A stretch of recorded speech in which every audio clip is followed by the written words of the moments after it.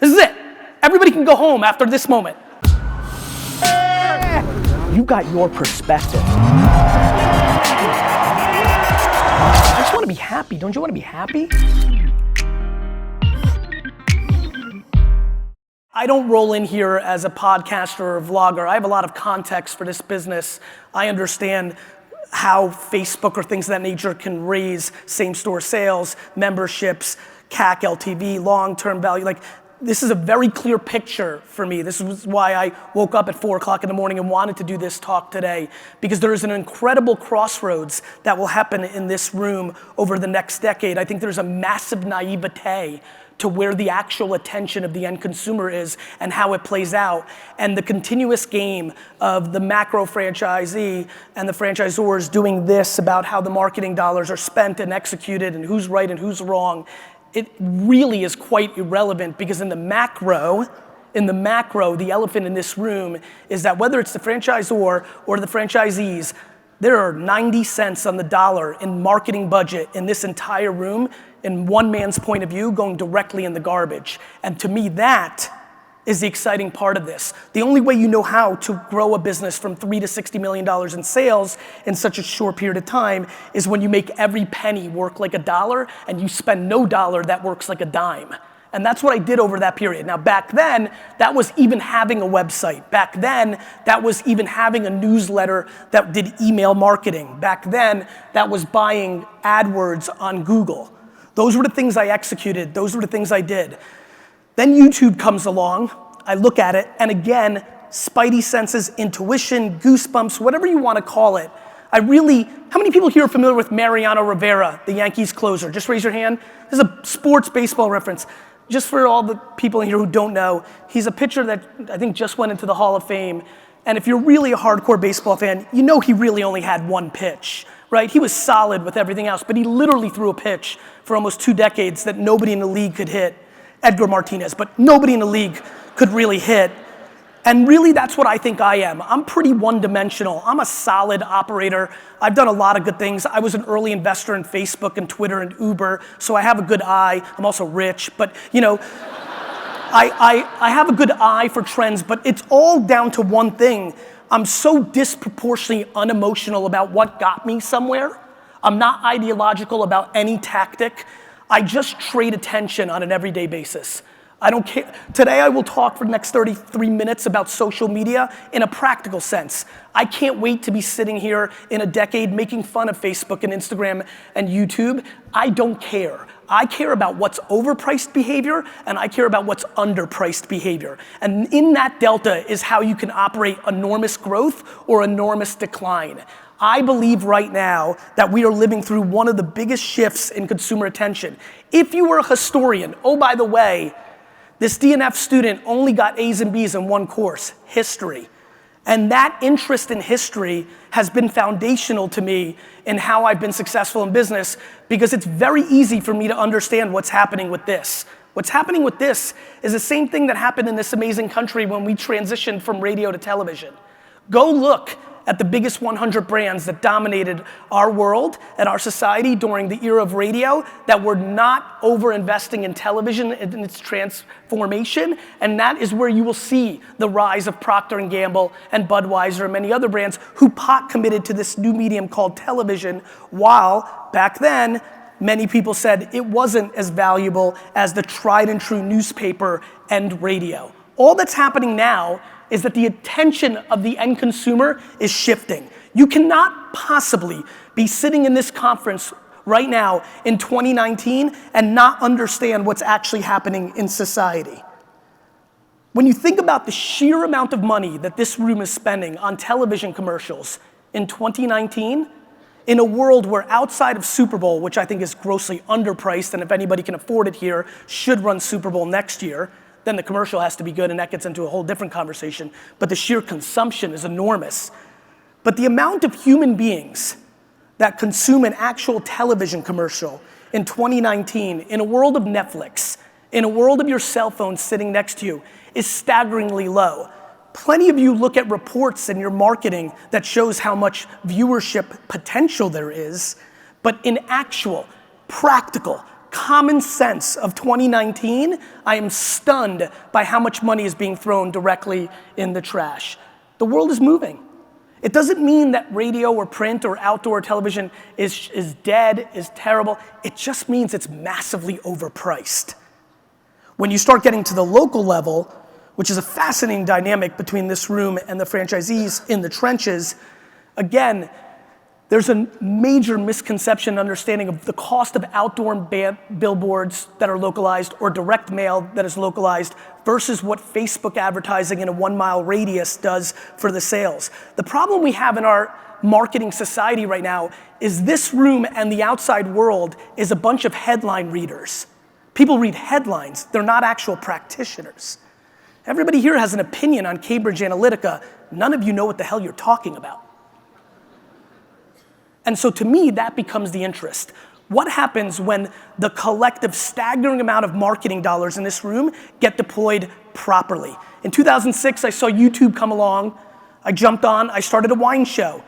A couple months later, it was watched by hundreds of thousands of people a day. It transformed our business. It was not marketing, it was content. Then I read a headline that Google bought YouTube for $1.8 billion. That changed my career. That was the point where I decided this intuition that I had, I was gonna deploy in a very different way. It was nice to sell a little bit more Bordeaux and Pinot Noir, but clearly I was sitting on something naturally that was stronger, better, could provide me more leverage in my quest to buy the New York Jets. And so, I will. And so over the next year and a half, I made 3 investments in a company called Facebook, Twitter, and Tumblr. They all did extremely well for me, obviously. And I wrote a book about my belief that influencer marketing and social media would grow. It did. On that foundation, I started a marketing company and continued to invest. What I've learned about in the last decade is why the decisions in this room are being made. Why these great logos, emerging brands, historic brands, why they are throwing so much money in the garbage. I didn't understand from afar. I came from entrepreneurial and then later Silicon Valley DNA traits. I didn't come from corporate environment. I never, ever would hitch my wagon to reports that showed one thing, but business results that showed a different thing. And in that delta, I've become enormously fascinated. We are living through a remarkable time in marketing right now. There's an enormous amount of opportunity to leverage our dollars in a way that are efficient. Yet, what we have is we have an aging group of marketing executives that are holding on to the past. We have an emerging group of marketing executives that have a social or digital ideology but aren't grounded in practicality of actual business results. And in that delta, we're struggling to kind of find that medium. The thing that I'm most excited about is a couple things. One, probably the most exciting thing for this room is that as technology goes, I kind of say to my team, guys, as we go more Jetsons, the people that act like the Flintstones are gonna win. And I think in that analogy, if you understand it, if you're into 1970s and 80s cartoons like I am, you'll understand that as all this evolves, I have never believed in brand more. Brand, it has and always will be such a powerful leverage point. How brand is interpreted and marketed and contextualized and consumed is the delta that everybody in this room needs to think about. And by the way, that includes the suppliers in here for the franchisors, because how you do B2B marketing and how you're making content, for example, on LinkedIn to acquire a customer is actually stunningly fascinating and unbelievably important, yet people prefer to go to things that they did 5 or 10 years ago as a tactic to acquire companies or customers, excuse me. And so to me, brand is extraordinary. Let me actually paint you a picture. How many people here by show of hands have an Alexa or Google Home device in their home? Just raise your hands. Raise them high. Raise them really high so everybody can look around. So this is super interesting. Keep them up actually, I'm gonna go weird with you. Please don't get upset, blood circulation's good. If you have an Alexa or a Google Home, please stand up real quick. I know you're lazy, but I just really, don't not stand up if you have one. I just need people to see this. Okay, now look around. I think we can all agree that this is not like a teenage crowd, right? So we're looking around here. We have an enormous amount of people standing up. Now, I think we can all agree in early 2019, most people here are letting their kids or grandkids play with it, or at best, you're asking it to play music. You can sit down, right? Thank you. So you're asking it to play music. I want to remind everybody that one of the top iPhone apps in the first year of the iPhone was the app that made it look like you were drinking beer. So some of these things start a little slow. I hope that everybody, actually this is a good question. How many people here are retiring within the next decade? And I don't mean you're gonna crush it and sell it to a PE firm and go to Jamaica and smoke weed. I mean, you're old and finished. How many people here are retiring in the next 10 years? Raise your hands. All right. 15, okay, good, 3%. For the other 97%, I want to paint you a picture of exactly why brand over everything. 10 years from today, and not that I'm in the Nostradamus business, but I'm in the watching behavior that's already been established and having intuitive understanding that then it scales from there. In a decade, the stunning amount of things that humans do in America and globally will be done through voice devices. When a human has decided they're hungry or they want to do something and they say, hey Alexa, send me a cheeseburger, they better not say, hey Alexa, send me a cheeseburger. Because if you think Google ads are expensive, wait till you see how much Amazon charges to be the first result for that. Or when Amazon, I love when people are naive, or when Amazon decides to buy one QSR and make that the default. We are living through a heavy technology change. If we are not in the business of saying, hey Alexa, send me a Sonic shake. Hey Alexa, send me a Big Mac. Hey Alexa, book me an Orange Theory workout. If you are not in the business of building brand, and I mean yesterday, you are about to become disproportionately vulnerable in a world that is going to be predicated by voice, not by visual text. So, because of that little example, what I'm passionate about today is creating a much bigger dialogue between the board and the C-suite and the executives in this hall today about what are they doing with their money. Are you happy to continue to be in meetings with your marketing agencies where they show you the GRPs or impressions or potential reach that don't map to your actual business results? Or is it time to actually start layering a 2019 common sense sensibility that whether you know what I love? I love when people after a talk like this, and I know you're doing some Q&A and I'll pull the questions from here and I'm sure you're using an app or something. Inevitably somebody's like, Gary, I get it, but I don't like Facebook, right? I'm like, that's nice, Fred. It's nice that you, Fred, don't like Facebook, right? But hundreds of millions of people a day use it. Gary, Facebook's not cool. That's nice, Sally. But hundreds of millions of people a day use it. I spend almost $1 billion worth of media on Facebook a year and watch it across tiny, small entrepreneurs all the way up to the biggest 5 companies in the world. To me, this is unemotional. I don't sit here, I could care less about Facebook. I just want to be historically correct.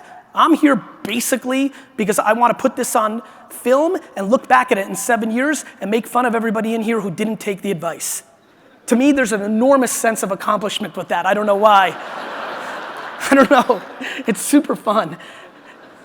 It's super fun because what I love about business is it's based on merit. I love when I lose. I love when my projects fail or some of my investments fail or some of my executions fail because I know it's my fault. That's the best part of this game. You pick the wrong locations and they don't do as well, it's on you. I love that. What I love most is the most practical thing to shift in a 2019 world for this group is marketing dollars.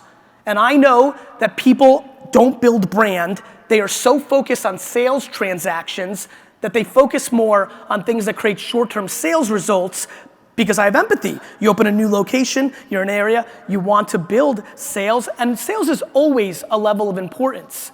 However, the sophistication of the nuances of a 2019 marketing environment are far and few between, especially in this macro space where I see enormous amount of money being wasted in every environment. I have people come up to me all the time, Gary, good news, we're 60% digital. I go, okay. They're like, well, why aren't you excited? I said, because 90% of the people that are 60% digital in big companies are wasting it on banner ads and programmatic, and just because they're paying the lowest CPM, they're driving no business results. The media agency says it's great, everybody's super pumped, but the business results aren't there. What's amazing about marketing is you can spend a penny and get $1, but you can spend $1 and get a penny, and it isn't as simple as digital and social. As a matter of fact, I would argue one of my favorite things that are emerging is drive time radio. Good old fashioned drive time radio, mainly because the prices keep going down.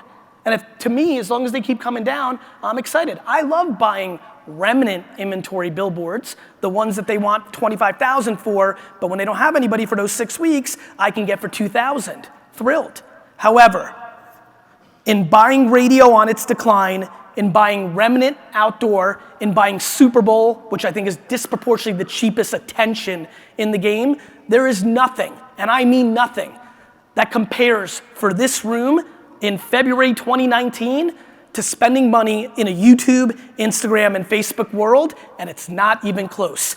Because unlike most channels, direct mail, which is sales, billboard and television, which in theory should be building brand, what Facebook and Google have to their advantage is your ability to do both brand and sales if you actually know how to use it. People raise their hand. Actually, how many people here have run Facebook and it has not worked for their business? Raise your hands. Raise it. I'll raise it. I've had plenty of Facebook. Raise your hands if you run Facebook and it hasn't worked for your business. To me, when I see those scattered hands out there, it's no different than the basketball. What's the ROI of a basketball? For me, 2 torn meniscuses and a broken foot, negative ROI. For LeBron, $1 billion. Facebook works, you just might not know how to use it. The big breakthrough for me in the last decade of Facebook is volume of content. The fact that you can target within 1 mile radius, there has not been a QSR execution that we've had in the last 5 years where we have not significantly increased same store increase of traffic and higher receipt levels, not because we're geniuses, but because when you target within a 1 mile radius of an address and you make contextual creative for who you're targeting and you understand the difference between something that's driving a transaction because it's a deal or building on equity. Do you understand how many of your locations, if you just ran Facebook and Instagram ads, congratulating the high school team for their accomplishment to the tune of $500, how much that can drive in brand equity localized, and the playbook that you're giving down to your franchisees, the amount of emotion and subjectiveness when an executive pops in and looks at one franchisee's execution on Facebook or Instagram and casts judgment without context, it is enormous vulnerability to this industry. It is ideological, subjective, creative decisioning on how one interprets the playbook in the trenches, while not being sympathetic or compassionate to the fact that the franchisees within a 5 mile radius have disproportionate contextual understanding with what's going on in their business. It's one thing if they're doing something so egregious or against the law. It's another thing that you didn't like the adjective or the colors they used. This is happening every day. I'm watching it every single day in the macro and in the micro. There's an enormous opportunity. And the other thing is it's a lack of education. We live in a world where Google search is enormously important.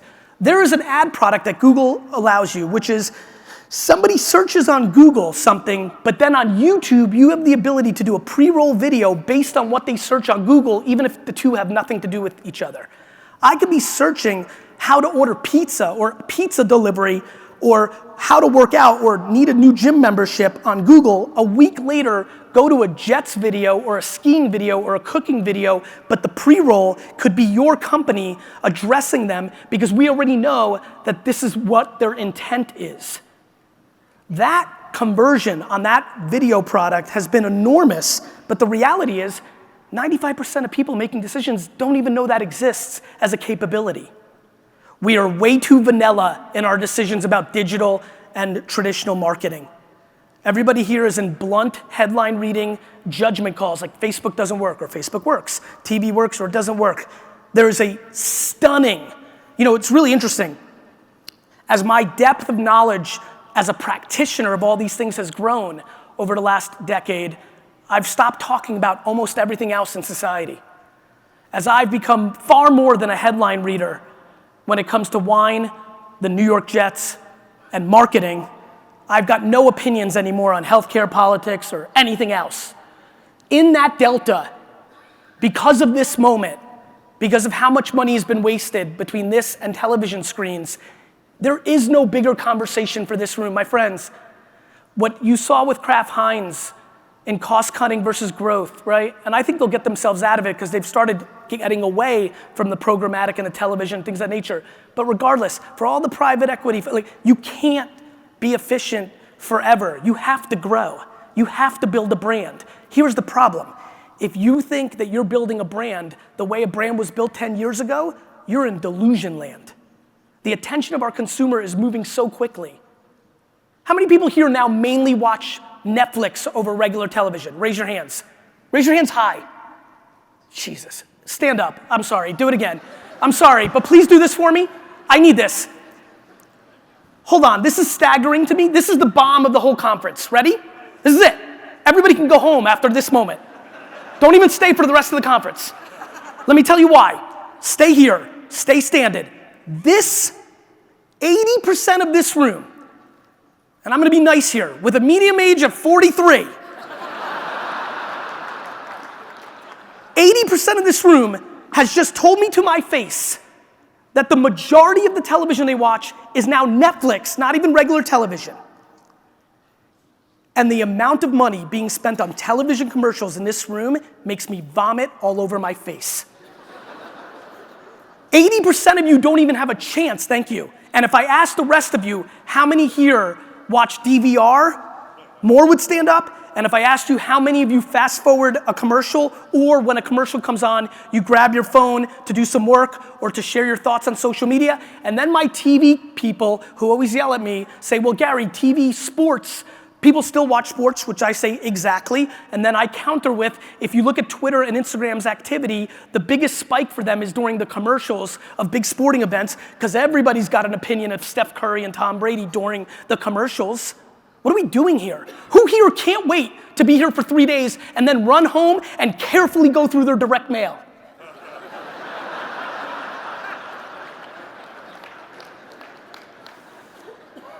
You are taking real money and you're throwing it in the garbage. There's a reason why much bigger companies than yours have gone out of business, because they philosophically misunderstood where the end consumer's attention is, and then even if they understood it, they weren't best in class in the execution of that craft.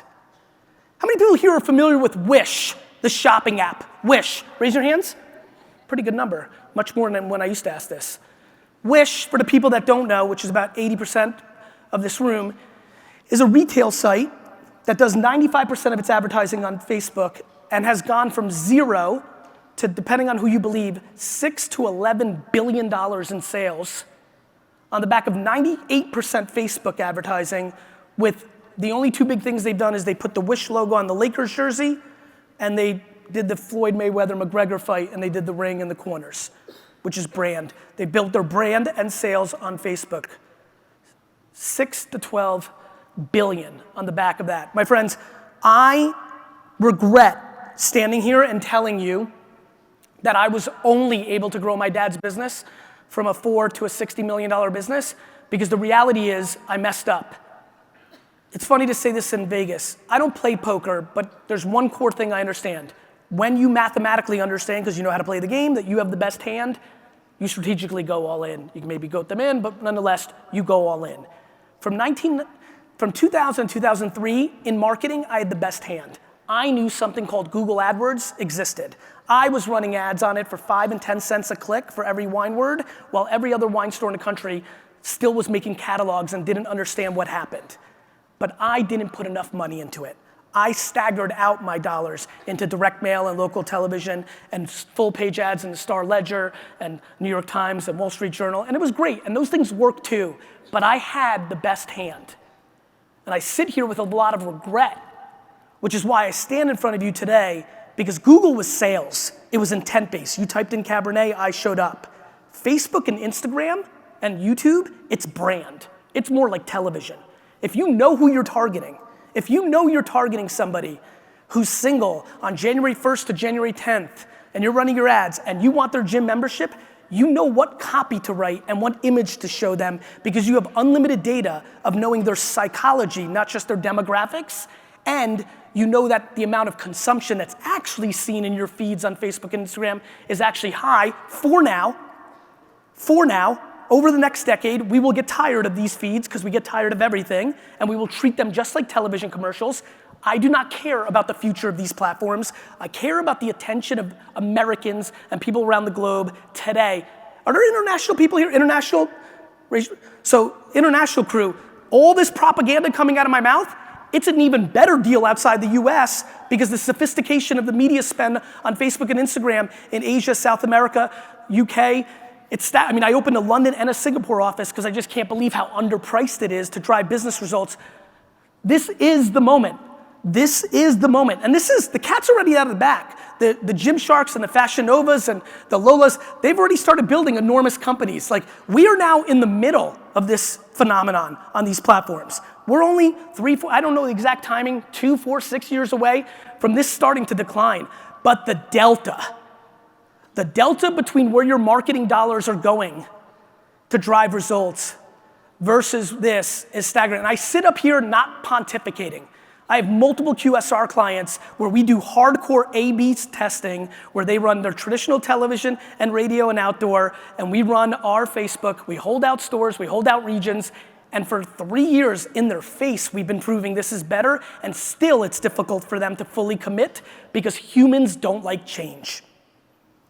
The humans in here the most vulnerable are the ones who've been doing well and are doing well. I'm most scared of the people sitting here saying, yeah, this sounds right-ish, but we're doing great. I love when people are like, Gary, that's all good, but we're up 13%. And I'm like, what's wrong with 40%, dick? This is business. I laugh at people holding up the past on a pedestal and demonizing the current. This is not tomorrow. There's trillions of dollars being exchanged through Facebook, YouTube, and Instagram. Trillions. Real economics and a massive naivete of the biggest companies in the world at a time where they can least afford it. It's creating friction in the trenches. And I highly recommend, I hope, if even one group in here takes this audacity that I deploy on stage and uses it as seed to actually audit how they're marketing their business, because I promise, if you miss the mark on branding over the next decade, the next platform is gonna make you really pay. If you've lost on social, voice is gonna put you out. Because if you don't build brand in this next decade, when we make that transition, my friends, you're not naive. You know there's kitchens being built under every building that's vacated, and people are building brands to compete with you with no storefronts and no overhead, and all they're gonna use is Uber Eats and Postmates and all the other stuff. Guys, this is not a joke. Please, please, please, we're gonna go from laughs to a much more serious subject. In the next decade, you will be competing with more brands than you ever have because the startup costs are zero, the infrastructure costs are low, and the ability to get to a consumer's home or an office at no cost is going to be staggering. Please, please don't rest on the laurels that got you or the current strength of what's happening, because the speed of acceleration of the clear thing that's about to complete, I literally stood here while I was in New Orleans. I stood in New Orleans 7 years ago at the Black Car Limo Service convention. I said, my friends, this Uber thing is real. And the excuses and audacity of why it wouldn't, and regulation, and we're gonna kick plenty of money to Pennsylvania Avenue and all this, it doesn't work. The consumer wins in the end. This is not a strategy. So you might be thinking you're competing with everybody in this room. You're not. You're competing with a new infrastructure that is gonna market properly to the end consumer using the infrastructure of the mobile web and the last mile infrastructure of the 5 biggest companies in the world. There's never been bigger disruption to gyms, to masseuses, to food, forget. I mean, how many people in the food business? Raise your hands. You need to be thinking very carefully where this is going. You know, there's a really great Russian saying my mom used to always say, man plans and God laughs. And I've translated that in my head a little bit to, and technology laughs. This is coming. The number one way to win in this big of a disruptive shift of the next decade is to build an actual brand where they need you, where they have to have you. The way to do that is to be heard by the end consumer. The way to do that is to scrutinize every penny you spend and make sure you're not wasting it on where you think they are. And most of all, the big aha of this new world is that we now live in a world where the volume of content that you're putting out on these platforms is imperative, because the context of that content to hit the cohorts of, you know, as you can imagine, no matter what your business is, a 25-year-old guy in an urban area is gonna probably have to see a different video and picture than a 48-year-old housewife with 2 children, right? This is a demographic and psychographic world. And it's far more complicated than the simplicity of the way we play in politics, which is left and right. There are 758 meaningful cohorts to your business. You need to identify them, and then you need to contextualize the creative to them. And then you need to empower your franchisees to have the luxury and the breathing room to contextualize it to their 5 to 10 mile radius without the subjective ideological scrutiny from an ivory tower somewhere in corporate while maintaining the brand equity. That is the framework of the next half decade. I really, thanks Mom. I really mean this. There are not a lot of talks I'm looking to do these days, but when this one came across my desk, I really wanted to be here because I really enjoy the framework of this model. I have you know, as you can imagine, being an immigrant, there's so much of that DNA in the, so many people have worked so hard.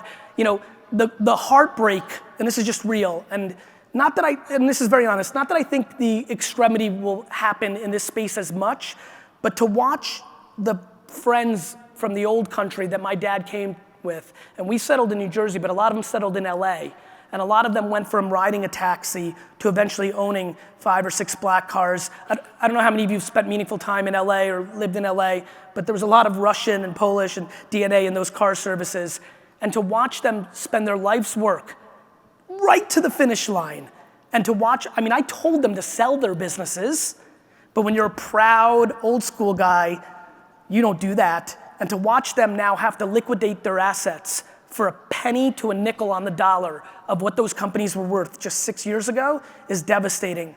I believe between voice and last mile that there's a lot of optimism mixed with lack of education, mixed with naivete, that if we don't properly market our brands in the right channels over the next decade, that there'll be some significant business challenges. And I'd prefer you not have that, especially when it's so in your face. I love that people make business decisions when they put on their suit in the office, but when they come home, in their face is the end consumer behavior, and they live it 2 different ways. Start using your common sense. I mean, literally this has been my life for the last 2 years. I'll sit with a 60 to 90-year-old executive and they'll scold me for 40 minutes on how Facebook has ruined the American democracy, right? That this thing, Facebook, has literally torn down or made vulnerable one of the most powerful things in the world, the American democracy. I then transfer the conversation to our business talk, and after I'm done pontificating, they look me dead in the face and tell me that Facebook and Instagram can't sell makeup or shoes or bread. And so I go, so let me get this straight. The platform's powerful enough to tear down our democracy, but you don't think it could sell a fucking burger?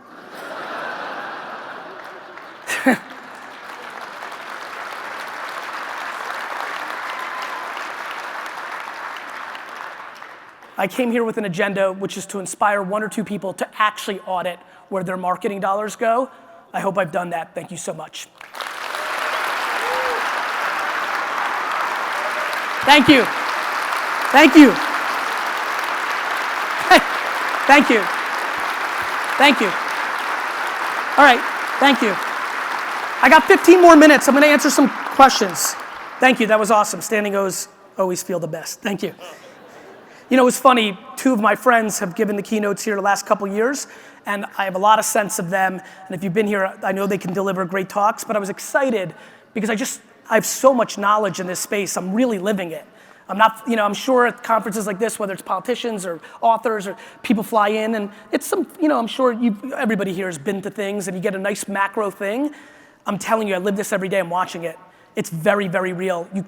In the most layman's terms, I believe that if you're running television outside of Super Bowl, you're getting back 5 cents on the dollar that you're spending, and that if you really know how to do, and this is important, it's not that easy, but if you really know how to do content on Instagram and Facebook, you can get $5 to $8 on your dollar. That's a big delta. Colt says, in an industry that is very old school, that's why most of you haven't heard of you, what is your best advice to increase brand engagement via social media? Colt, it's funny, you'll appreciate this, Colt, I see how you framed it. I'm not super ideological about engagement either, right? I'm sure anybody here who's even gotten a little half dangerous, you knew that at first it was about how many followers then you have, then you started hearing buzzwords of engagement, which makes sense, right? Doesn't matter how many people see it, how many people are gonna act. What I think is most fascinating about social, for example, specifically Facebook consistently has massively raised same store traffic and percent of ticket sale, like higher receipts. It's just so black and white. So for me, I care about engagement, but I just want to remind everybody, actually I should go there. I was embarrassed I told you my first business was lemonade stand franchises. Here's the truth. A year before I started that business in Edison, I started a different business. I walked around the neighborhood and I ripped people's flowers out of their yards and I rang their doorbell and sold it back to them. Not my finest hour. But great business model. You didn't sit on the inventory very long. Like it was. So I want to remind everybody here in that last 30 minutes of foofy social talk, I'm not a scholar. I'm not a business philosopher, author. I'm a practitioner who's on a path to buy the New York Jets. I need money. And so I'm a businessman. This stuff is ROI positive, period. And it's brand building, it's not sales. This is not putting something in, a direct mail pack, Val pack, buy one, get one free, or like 10% off membership. This is building brand. Not to razz on Valpak, I like Valpak, but it's fucking overpriced. Direct mail is overpriced. The end. Does it work? Of course. Do you know what the alternative is when you run Facebook the same way you do direct mail? That's my question. If voice marketing is next, what's after that? And how do you recommend for us to figure it out? Ryan, I'm not Nostradamus, I have no idea. I do think voice is next, but I think voice is still a good 7, 6, 9. I can't really get a grasp, but I know it's not right now. I know that people are starting to do things. Again, now that we're doing a little music, now that we're doing a little, some people, how many people here have bought something off of Amazon using the Alexa? Raise your hand. It's a nice number. So it's happening, but I think it's still 24 to 36 months away from it kind of mattering. To me, directly for this business, the cross-section of brands being built that don't have physical footprints, that use last mile and mobile, along with voice is what I'm most worried about. Because if your brand doesn't mean something in 7 years, you're going to lose by the toll booth of Amazon, which is going to make the Google toll booth seem like a penny. What is your morning ritual like? Most successful people have a great routine. I'm curious what yours is. Caleb, I grab my phone, I go take a poop, and I run out the door as fast as possible. That's what I got. That's all I got, my man. Ryan, franchising is often slow to adapt. Using your experience with your father, how did you convince him to adapt to traditional model? That's such a great point. So, Sasha Vaynerchuk was not super, I remember him yelling at me, get off the computer and get on the floor. What is amazing about growing up in such a family business environment where, my biggest cynicism to corporate is that I grew up in an environment where the health of our business made our lives real. There was no it wasn't like I was gonna jump from Little John's to Sonic, this was our lives. So all my marketing has always been life on the line, kids' health on the line. What convinced my dad was results. The biggest reason more people aren't further along with social marketing strategy is most people have tried a small test and it failed. Because they haven't used enough money. I love when people are like, Gary, TV works for us. Social doesn't. I'm like, cool, break it down for me. I'm like, how much do you spend on TV? 9 million. How much do you spend on social? 100,000. Number two, in their tests, unfortunately, just like right now, just like sports betting and cannabis and cryptocurrency, when social first popped a decade ago, you have a lot of fake wannabes who are opportunistic, who use a couple buzzwords nobody really understood, so they hired somebody and they didn't have the skill set to drive business results. They talked about getting followers or likes, which doesn't translate to the results we care about in this room. So my dad responded to results. The first year I ran the business, we went from 4 to 10 million. That ended every fucking discussion ever again. When is, you could see some energy behind that one. When is email going to die? I hope it hurries up. What will replace it? Slack? I actually think email's still an incredible channel. You know, I think, look, I used to have 90% open rates on my email. It's down to 30, so it's died-ish. You know, I think social has replaced a lot of that, but that even is declining. I mean, Facebook was a much better deal 3 years ago than it is today. It's just still such a better deal than the alternative that I continue to be behind it. I think email's still efficient. I do see, here's a little hot take. I think text messaging is about to explode as a marketing channel. We have held, as humans, forget about us as business people, we have held our text messaging away from spam because we got so killed on email, but I am seeing consumer behavior that is starting to open up their cell number to marketing, and I think that everybody here should pay attention to that. I'm sure, because you've seen other competitors in the space, I'm sure everybody has some level of an app strategy. They're either trying to make it better, they're trying to start it, but I think texting is gonna be quite powerful, so I would give that some thought. You talk about going for your passion, but how long do you keep that going before you have to step back for the lack of revenue and cash, Ryan?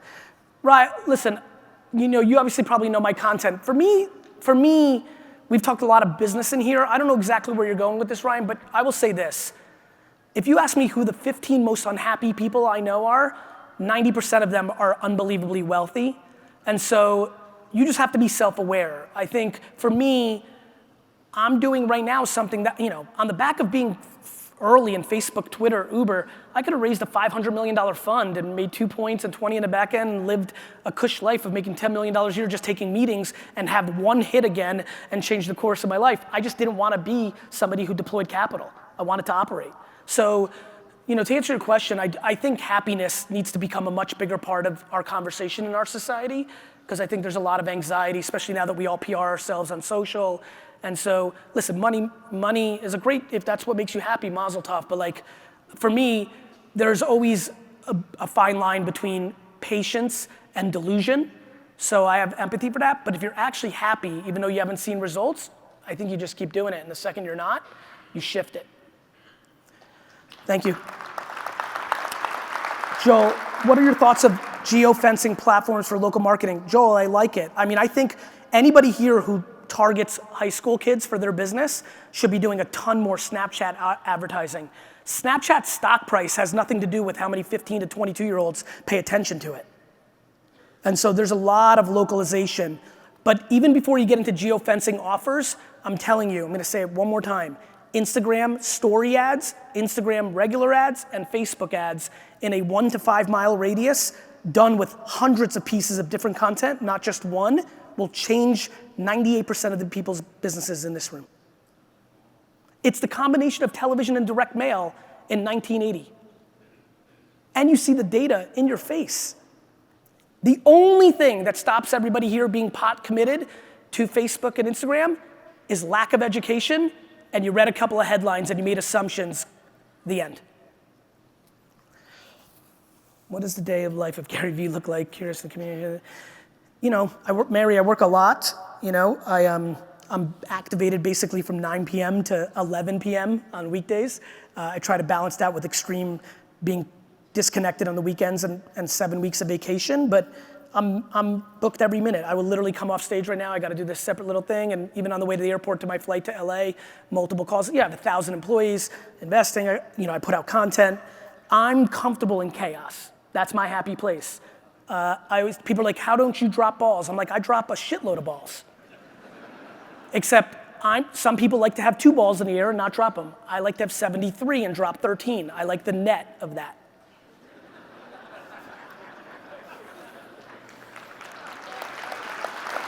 And this goes back to my themes. I mean, I become outrageously passionate about self-awareness. You know, like, there's just so much context that goes into the right advice. I just enjoy the chaos. What do you feel, what do you read, listen to stay on top of understanding trend? So this is interesting, Elizabeth, asking what do I read and listen to? Nothing. I spend, back to the day of my life, I probably spend 3 to 4 collective hours in a day, 5 minutes here, on the flight for an hour, just reading comments. Whoever's closest to the consumer wins. I'm far more human anthropologist, psychologist, like observation of human behavior. Like, I'm a consumer behavior guy with an overlay of like not holding anything on a pedestal and then being willing to have the humility of wasting time to test new things, to put those 3 together, to get insights. And my career and all this stuff that's gone well for me has been predicated on not knowing what's next or I see the future. It's been based on looking at the current, but having the humility and patience to be a practitioner in it and understand its value to the end consumer. So I don't read blogs or listen to podcasts. I read comments from consumers on my content and other things that I would look at. Prepping for this, I read the comments on a lot of the brands in here's Instagram and recognized that 90% of you don't even engage with those people. Like, everybody should walk out of this hall right now and look at your Instagram of your brand and look at the last 10 posts and see that 90% of the people that commented on the photo weren't replied to by you. Because it speaks to lack of depth. We are so obsessed with CAC. We spend such little time on LTV, and it's not something that I have to be confused by. I know it because I'm watching how you're engaging with the actual end consumer, which is also how the other end consumers can see how you're engaging with. There's new rules. There's new rules. That's why you're seeing so much growth and so much carnage. And by the way, Kraft or Netflix or things this is all just a preview. This is the preview, my friends. Toys R Us is the preview. It's not the anomaly. And there's many smart people in here. With the amount of cash that's in the system, God forbid when that dries up. This is my favorite question. Adam Gaze, yes or no? For all you, so I'm gonna go on the record because I know there's a lot of people here. Here's my prediction on Adam Gaze, who's the new New York Jets coach, who had 3 seasons in Miami, wasn't super successful. But if you look at the data of how he coached the quarterback and how many injuries he dealt with, I'm on the record that says Adam Gaze is gonna be disproportionately successful and more of a Pete Carroll than somebody else. So I'm super pro Adam Gaze. AI will play huge, Christian, great question. AI will play huge into content marketing. When AI and machine learning really gets there in the next 2 decades, I'm asking everybody here to figure out how to drive down the cost of creative videos and pictures so that you can make 4,000 of them in 6 months instead of 48. As machine learning and AI grow, we will eventually be able to get to a place where I can get to every one of you based on the data that I know about you. For example, based on that last question, I will always stop if a New York Jets reference is put in my content, because that's emotionally important to me. And if you're selling a burger or a weight training program or a massage, that will stop me if you incorporate the Jets. Eventually, AI and machine learning will get to enough scale where we can drive down the cost of making the content low enough that we can start targeting you on as close to an individual basis. And that's my thesis now. When we take on a client, my job is to figure out how many cohorts mean something to them and how many of them can I actually make content for against the media spend until there's diminishing returns for the cost of the content in return for the short-term and long-term business goals. How should an entrepreneur handle the hostile efforts of the new wave of politicians and regulators to seek and prevent success? Look, you're talking to somebody who was born in the Soviet Union. No matter how bad you think it is here, it's fucking amazing.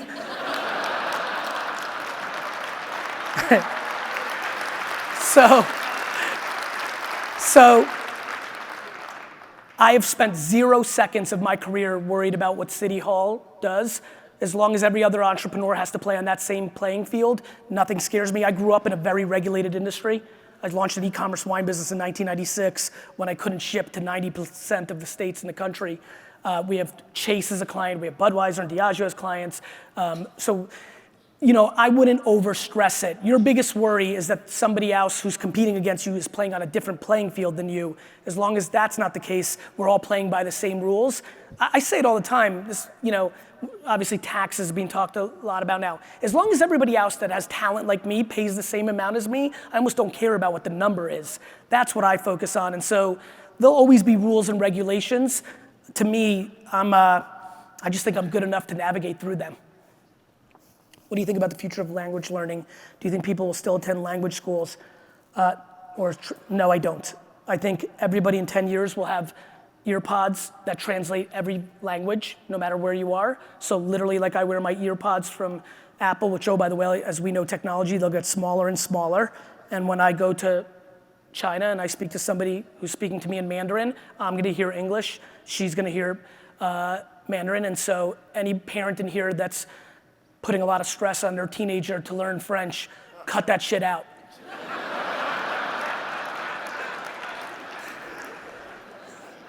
Information is a commodity.